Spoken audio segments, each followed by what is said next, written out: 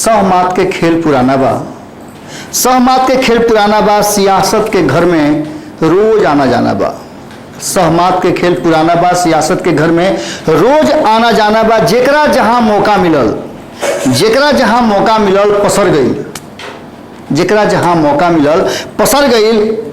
बालू के भीत पर आसियां टिकल बा। बोला तनी हेरा से अभिनंदन बोलो के अपना कार्यक्रम जना के नाम हो खुटा ठोक के। लगातार बिहार और बिहार के राजनीति में जब जब ये बात पूरा मजबूती के साथ कहल जाता कि सब कुछ ठीक बा, ओकरा बाद फिर से कोनो ना कोनो ऐसा बात हो जाता जना के लेकर के सवाल फिर खड़ा हो जाता और फिर असमंजस के स्थिति में बिहार के जनता इन्हें उन्हें टकराए लागता, इन्हें उन्हें सोचे लागता, कई तरह के भाव मन में आ जाता कि का हुई सरकार बाची की जाई।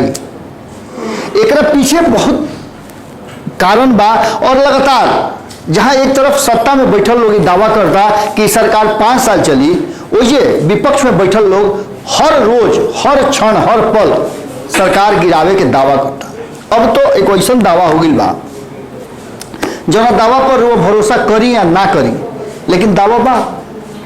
और सियासत में दावा के पीछे के कारण कुछ ना कुछ तो होला। लगातार जैसन के बात सब पता बा कि बिहार में जब 2020 के चुनाव भइल तो एकरा में कई तरह के बात सामने आई और कई तरह के बात में सबसे बड़ा बात जो भइल वही भइल कि 122 के जो मैजिक आंकड़ा रहे वो आंकड़ा तक पहुंचे खातिर सब लोग के प्रयास और अंततः एनडीए ओजा तकले पहुंच गई। और अब नीतीश कुमार अपन कुनबा बढ़ावे में लागल बा। नीतीश कुमार के झटका तो जबरदस्त लागल और ये झटका देवे खातिर कई लोग के नाम सामने आवत रहे।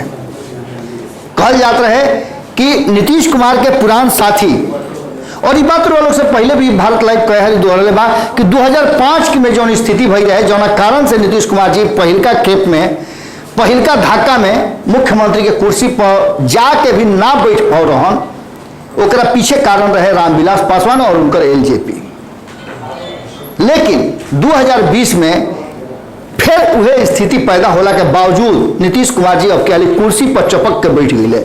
हालांकि नीतीश कुमार जी कहले कि मुख्यमंत्री बनल ना चाहत रहन, लेकिन उनका के मजबूर करके बनावल गई तो बनावल गई, अब धो लेनी कुर्सी। एक बाद से सरकार के स्थिरता और स्थिरता पर प्रश्न हमेशा खड़ा भइल बा। एक तरफ जहां तेजस्वी यादव और उनका पूरा कुनबा पूरा खेमा लगातार नीतीश कुमार जी पर सवाल खड़ा करता, वही एलजेपी के दावा बड़ा अलग तरह के मजबूती प्रदान करता और ये मजबूती नीतीश कुमार खातिर चिंता के विषय हो सकेला। सिर्फ उतने बात नहीं खे, एलजेपी के तरफ से कुछ ऐसा सवाल भी खड़ा कर गई बा जो सवाल नीतीश कुमार जी खातिर सोच विचार करे वाला, चिंता करे वाला और नीतीश कुमार जी के जो शुभचिंतक बा, साँचों के जो शुभचिंतक बा, ओकरो खातिर इस सवाल जरूर कहीं ना कहीं उड़मुड़ात गुड़मुड़ात हो उनका मन में। इस सब बात के बीच में लोग को पता हुई कि एलजेपी के संसदीय बोर्ड के जो अध्यक्ष बन राजू तिवारी एगो चिट्ठी लिखले रहन तब जब नीतीश कुमार यह बात के लेकर के पूरी तरह से उनकर पार्टी कहत रहे कि एलजेपी एनडीए के संगे संगे नीतीश कुमार के कहीं ना कहीं घाटा पहुंचैले बा। लेकिन एकरा से साफ अलगे खूंटा गाड़ करके और एलजेपी के संसदीय बोर्ड के अध्यक्ष राजू तिवारी को चिट्ठी लिखले और साफ तौर पे कहले कि में हमनी के कोनो दोष नहीं खे, इस सब महत्वाकांक्षा नीतीश कुमार के और अति महत्वाकांक्षा उनकर हठधर्मिता एक कारण बनल बा। इस सब विषय पर कई तरह के सवाल आई और इस सवाल के कई हाली जवाब वालों के भारत लाइव के तरफ से भी खोज के सामने रखल गई बा। संपादक मोहन मिश्रा जी वालों के सामने ये बात बतौले रही कि इस सारा माहौल में और ये पहले भी बात कहल गई है कि नीतीश कुमार जी पर एंटी इनकम्बेंसी लागू बा और कहीं ना कहीं नीतीश कुमार जी के जो जिद बा वो जिद पूरी तरह से एनडीए के सत्ता में ले आने में कहीं ना कहीं मुश्किल पैदा कर सकेला और ये मुश्किल लगभग आ गई है।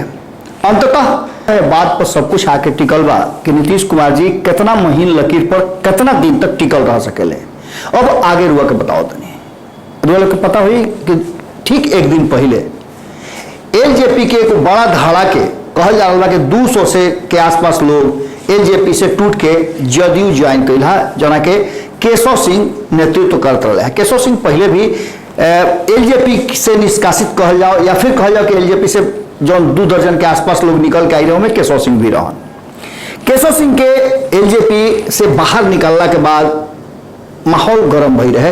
हालांकि एलजेपी यह बात से पूरी तरह से इनकार करता। केशव सिंह उतना ना कद के नेता रहे हा, ना उनकर पार्टी में उतना पुश रहा, पार्टी के कार्यकर्ता जरूर रहे हा और स्वार्थ से परिपूर्ण रहे हा, जना के चलते उनका विधानसभा चुनाव में मन मर्जी के कुछ काम ना भई, जना के चलते पार्टी से अलग होके के पड़ल उनका और पार्टी उनका के निष्कासित कर दिलस। एकरा अलावे और बहुत सारा जो आरोप बा उ लाग रहा बा और कहल जा रहा बा कि कहीं ना कहीं आरसीपी सिंह जिनका के नीतीश कुमार जी अध्यक्ष बनौले बाड़े वो उनके पर भारी पड़े जा रहा बाड़े और आंख मिचौनी खिला रहा बाड़े।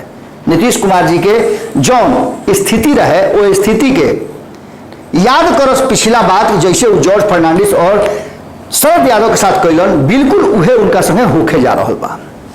कहल जा रहा बा कि आरसीपी सिंह अपना स्तर से अब नीतीश कुमार जी के आंखी में धूल झोंकता रहा। जितना भी लिस्ट बा, लिस्ट में जो नाम बा उनमें से अधिकांश लोग एलजेपी के सदस्य नहीं थे, ना कभी रहल बा। कुछ लोग तो ऐसा बा जो एलजेपी से बहुत पहले निकाल देले बा, कुछ लोग ऐसा बा जिनकर तो उम्रे नहीं थे सदस्यता ग्रहण करे के और राजनीति करे के, वो लोग बा। और कुछ लोग ऐसा भी बा जो पिछला चुनाव उपेंद्र कुशवाहा के आरएलएसपी से लड़ रहा, वही लोग के एलजेपी के बता के आंख में धूल झोंकल गई बा नीतीश कुमार जी के और अपन कद अपद बढ़ावल जा रहा बा। यह जोड़ुआ बटोरुआ पार्टी के भविष्य अंधकार में बा। एक तरफ जहां पार्टी समाप्त होकर जा रहा बा, ओजे नीतीश कुमार जी के अब कुर्सी पर खतरा आ गई बा। ई बात रुआ के भोरे भोरे भारत लाइव एक्सक्लूसिव खबर में देखौले रहे कि कैसे एलजेपी के तरफ से दावा कल गई रहा और चिट्ठियों आ गई। एगो तो दावा कृष्णा कुमार कल्लू कैले रहे हा जौन की पार्टी के मीडिया प्रभारी बन, वो साफ तौर पे कह रहा है कि 17 गो से लेकर 22 गो लोग एलजेपी के संपर्क में बा। अब इस संपर्क में बा लोग तो एक नतीजा का हुई, संपर्क में रहे के बाद तो पहले आरजेडी भी कैले रहे, आरजेडी कैले रहे तो संपर्क के का हुई कहले रहे कि जैसे ही मंत्रिमंडल के विस्तार हुई वैसे ही सारा खेल गड़बड़ा जाई, पार्टी में विखंडन हो जाई, टूट हो जाई। लेकिन अभी तक तो ऐसा भइल ना। विधानसभा मंडल के सत्र के कार्रवाई भी शुरू हो गई और ये सब दावा पर अब तक ले असही आग जो धधकर है तो पझाइल बा। एकरा में बुताई लाग के कहीं ना कहीं नीतीश कुमार जी और उनकर पार्टी धड़का दिले बा और चिराग के लहका दिले बा। चिराग कुंडा में अंगुरी कह के चिराग में जैसे ही लो बढ़ाव चल जाए तो एक भक्त से आग लगे के डर रहेला और वह हो गई बा। चिराग पासवान की तरफ से दावा और ये कहल कि नीतीश कुमार जी पर पूरी तरह से अब हावी हो रहा बारे आरसीपी सिंह और धोखा दे रहा बारे, छल कर रहा बारे। ये बात नीतीश कुमार जी के समझ में अब ही ना आई, कारण कि जब बढ़िया समय रहा तो आदमी के कुछ ना बुझाला। एक साथ साथ इहो बात कहना रहा राजू तिवारी एगो और चिट्ठी दे करके इस सारा बात के फिर से रिपीट कैले हा कि झूठ साच के कहानी बंद करी, लौकुश समीकरण साधे के प्रयास होता रहा और वो प्रयास में उपेंद्र कुशवाहा के भी नीतीश कुमार से दूर हटावे खातिर आरसीपी सिंह अपन पैतराबाजी और काम कर रहा बा।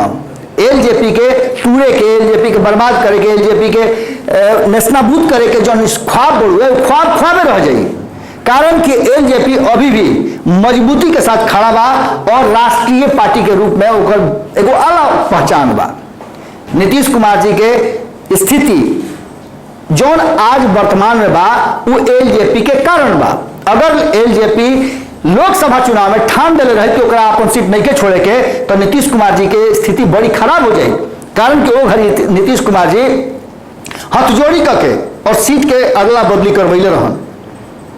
अब नीतीश कुमार जी लोकसभा चुनाव में अपन जो स्थिति रहा ओकरा के समझते हुए जानत रहन कि पहली बात उनका पता रहे कि वो सत्ता में ना आ सकेले, यह चलते वो पैतरा करके एलजेपी के बाहर निकलवले और कमजोर पार्टी के, कमजोर दल के शामिल करा करके और अपने 115 को सीट पर लड़ले, जबकि 110 सीट पर लड़े खातिर मजबूर कहीं ना कहीं भारतीय जनता पार्टी के होके के पड़ल और 115 सीट लेवे खातिर वो खाली एलजेपी के बाहर कर ले रहा।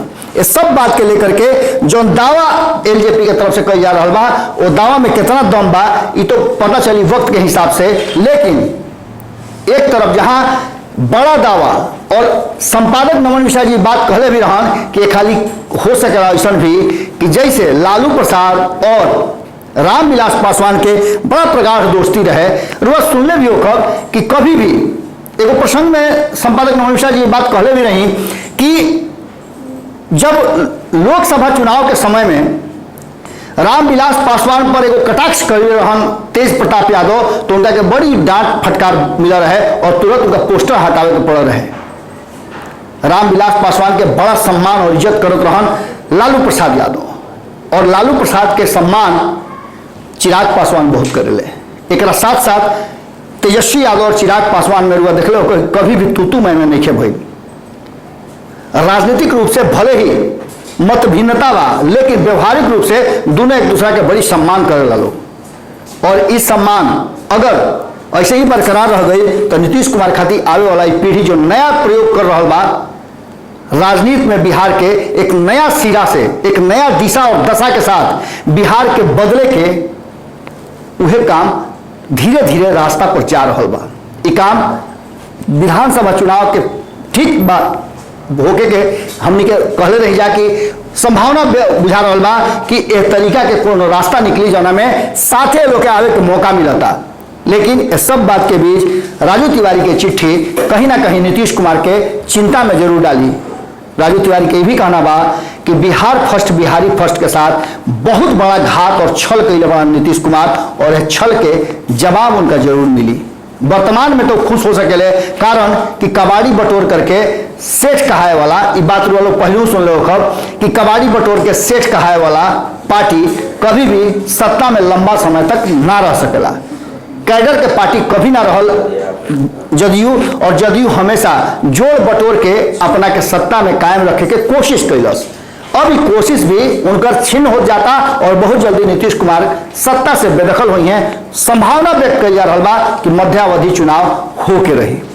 का हुई ये तो भविष्य के गर्भ में बा, लेकिन जौना तरीका से मजबूती के साथ अपना दावा के जदयू मजबूत करता, ओजे एगो मजबूत खूंटा गाड़ के एलजेपी ए बात के पूरी तरह से नकार दिले बा कि जदयू में जाए वाला लोग एलजेपी के नहीं खे, और पूरा एकरा में जबरदस्त घोटाला यानी कि एलजेपी के कार्यकर्ता घोटाला करके जदयू अपना के खुश कर रहा बा। ओइसे अब भारतीय जनता पार्टी के स्टैंड एकरा पूर्व देखल हो कल कि बड़ा ही संतुलित बा, संयमित बा, और भारतीय जनता पार्टी साफ तौर पर ये बात कह रहा बा कि ई मामला वो के आपस के ह फरिया ले लोग। अब देखे वाला बात हुई कि जो चिट्ठी वाला जो प्रकरण शुरू भइल बा ये कहाँ तक ले जा रहा बा, और ये कतना तक ले बिहार के राजनीति के हिला डोला के और लहकावता धड़कावता। फिर कल भेंट हुई यही ठिया जना का नाम हो खूटा ठोक के। तब तक खातिर देखत रही सब भारत लाइव गोड़ लागत नहीं। और वह बिहार के राजनीति और बिहारियत से सरोकार रखेनी तो सब्सक्राइब बटन दबा के चैनल के सब्सक्राइब कर ली। ओजे एगो घंटी बा, ओकरा बटन दबा देला से कुल सटीक और मारक खबर रुआ मुफ्त में मिल जाई।